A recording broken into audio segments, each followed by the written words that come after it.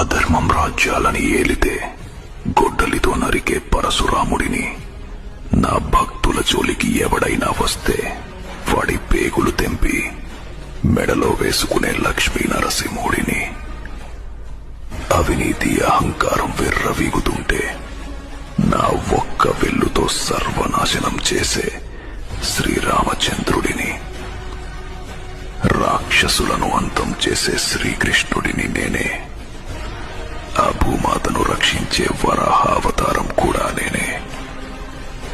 నేనే శివుడుని, నేనే బ్రహ్మాని, అన్ని లోకాల్లో నేనే, ప్రతి అణువులోనూ నేనే. ఈ సృష్టిలో ఉన్నది నేనే, ఈ సృష్టి అంతా నేనే.